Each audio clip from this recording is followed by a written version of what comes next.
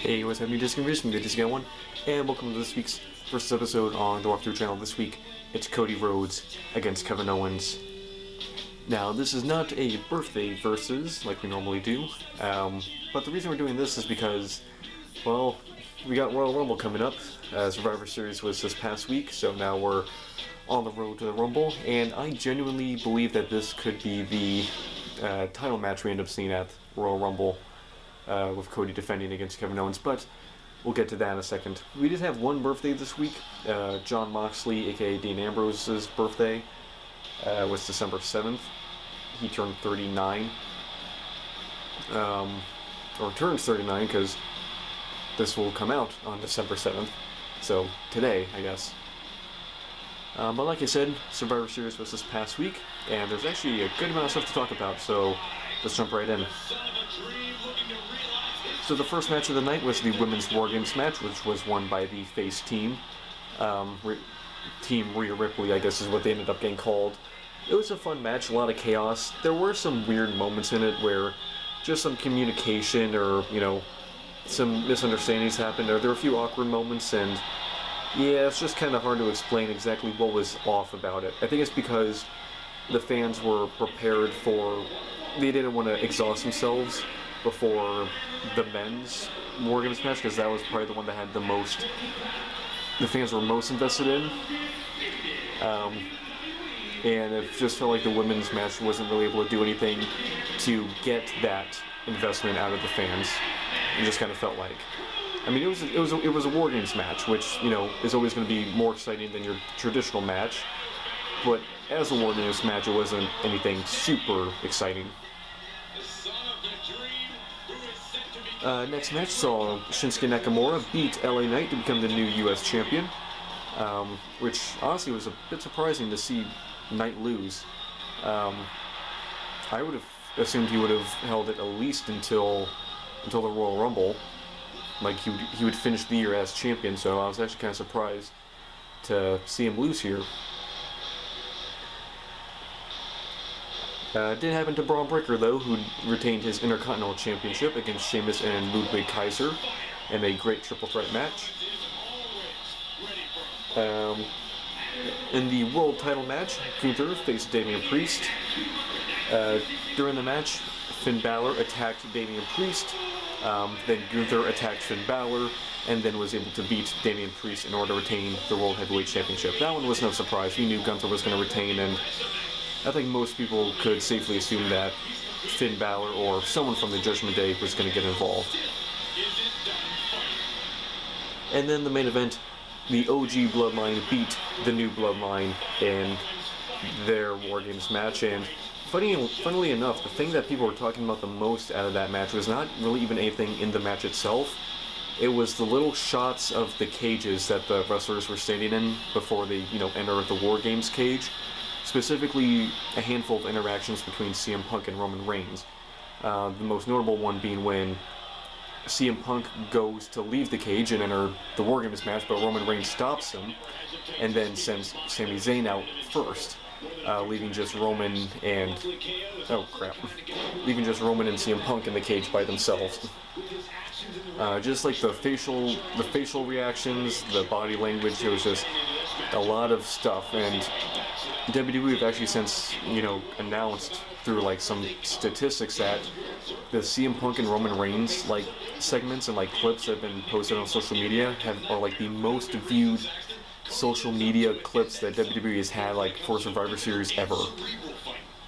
The most viewed Survivor Series social media posts WWE's ever had is crazy numbers. That just these small little moments. It's not even anything big. It's really just them shooting glances at each other and little moments of body language and just visual storytelling that is just so interesting to watch, and is doing numbers. And then, of course, as a result of the match, the next big thing that came out of it was Bronson Reed breaking his ankle. They actually showed it on TV, a slow-mo. I think it was on SmackDown. They showed it, and they were kind of showing it, throughout the week. Bronson Reed breaking his ankle, and a slow-mo close-up is oh, come on, don't show that.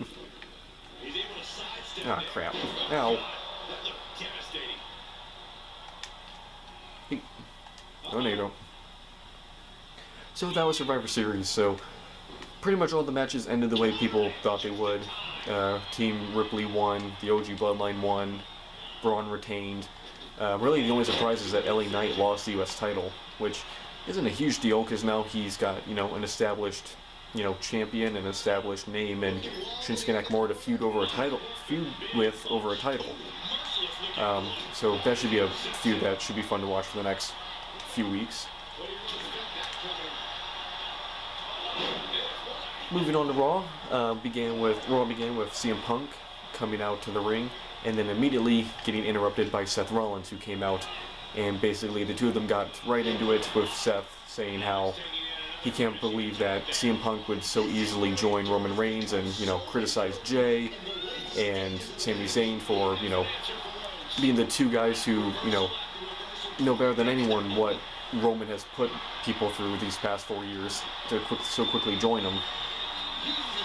This then led to a brawl between Seth Rollins and CM Punk, which was then broken up by Jey Uso and Sami Zayn, which then led to a match later in the night.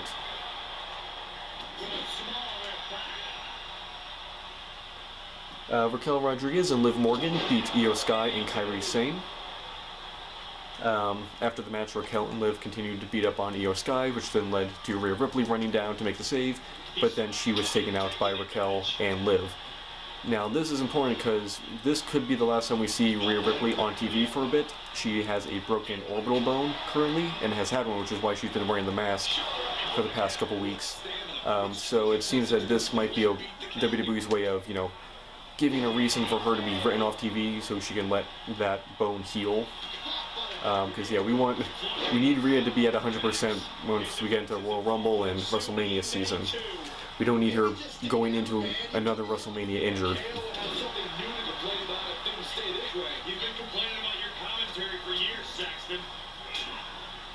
Dakota Kai beat Katana Chance and Shayna Baszler to advance in the Women's US title tournament.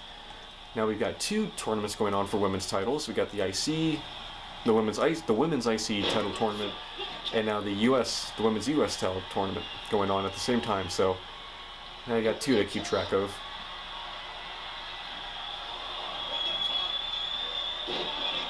Okay, I honestly thought he was going to go out the ring there for a second.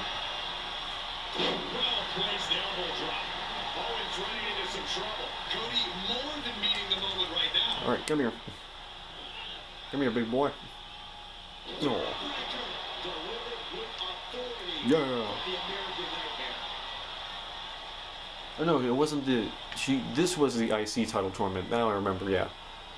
So the Kai is advancing the IC title tournament, not the US title tournament. That's the one going on SmackDown. I believe Raw is the IC title tournament, SmackDown is the US, or maybe it's both. I don't know. Well, I just walked into that. Hey.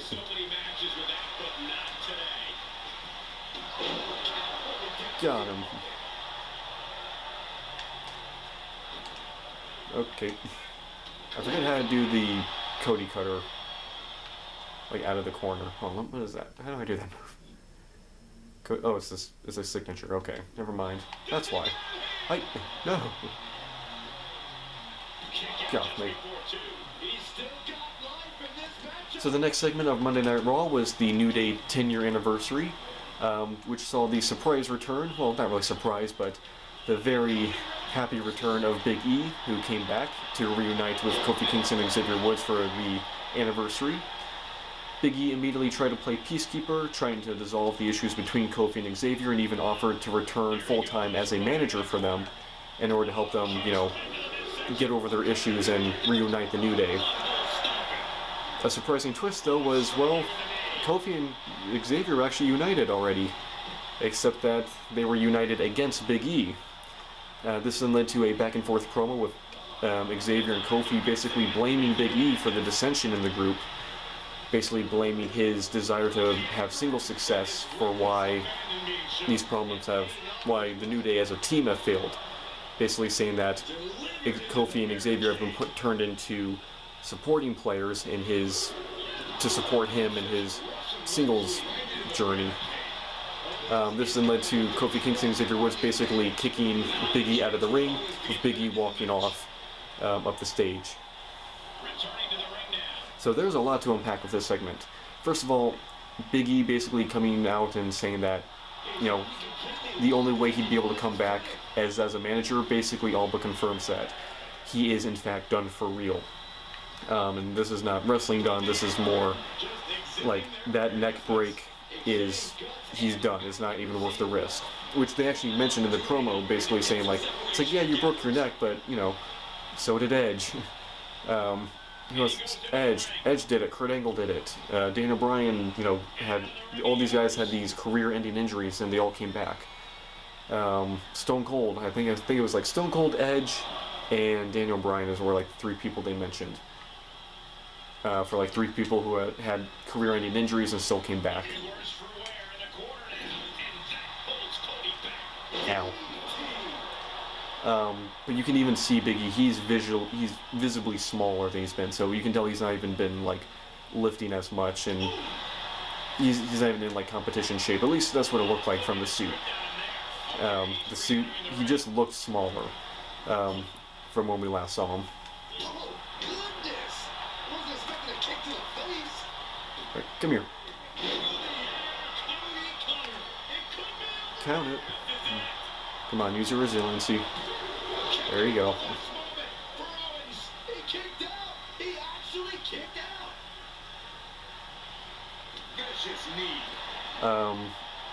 But yeah, this twist, I think this is something I actually mentioned last week, where this New Day story could either be going one of 2 ways. One, Kofi and Xavier come to blows and interfere with each other, or they both turn heel and, refresh their characters to a more serious and aggressive version of themselves. And it turns out to be that second one, so cool. Now, with that said, this could be leading to the... Again, this is under the assumption there's a few hoops we gotta jump through here, but follow me. This could be leading to a amazing Rumble return if WWE, if it's even possible. Not if WWE pulls it off right, more if it's feasibly possible. Because imagine we get to the Royal Rumble, you've got Kofi and Xavier Woods and maybe a few other people in the ring, and then all of a sudden Big E comes out in his gear, returns, and takes out both Kofi and Xavier. You could either do that, or you have Big E come out, stand off with Kofi and Xavier, and then Big E takes out whoever else is in the ring.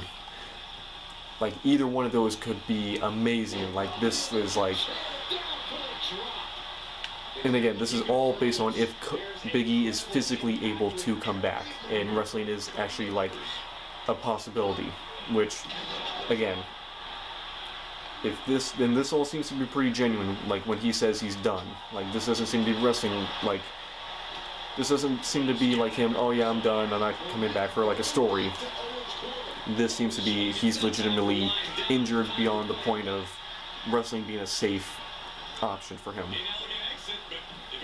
But if this is, a work, if this is a storyline, WWE is doing amazing at selling the legitimacy of it and making it believable. Or it just is real. But we'll have to see. Again, this is total, like, fantasy, like, super probably out of the realm of possibility, but I just think it's a really cool idea if this is actually all a storyline and Big E is actually cleared to come back, and then he does it at the Rumble, and either gets his revenge on Kofi and Xavier or joins them. And either one would be just so cool to see Big E come back.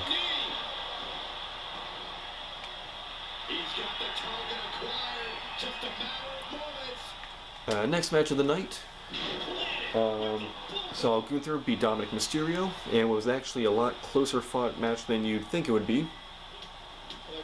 After the match, Finn Balor came out and attacked Gunther, setting up Finn Balor to be the one to challenge Gunther at Saturday night's main event for the World Heavyweight Championship. Uh-oh. Ow. Ow.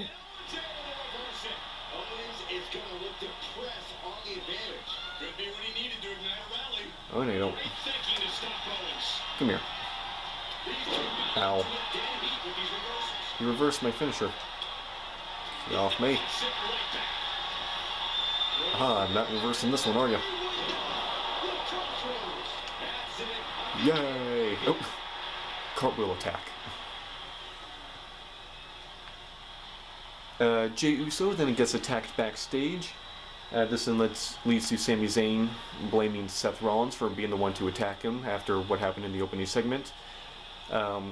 This then continued with the match between Seth Rollins and Sami Zayn in the main event.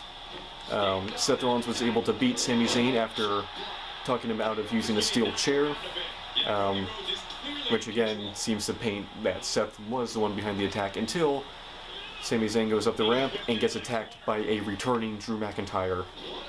Wait, now the puzzle pieces are coming together. So it was Drew who attacked Jey backstage. At least we assume. It could still could have been Seth, but yeah, it was probably Drew. So Drew is back, which is great.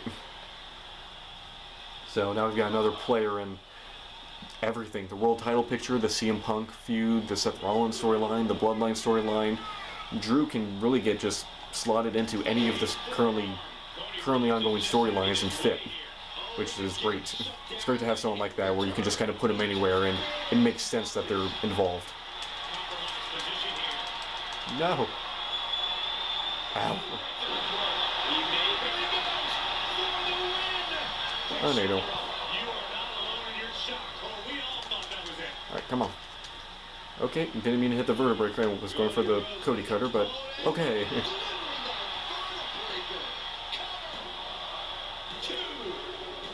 Got him.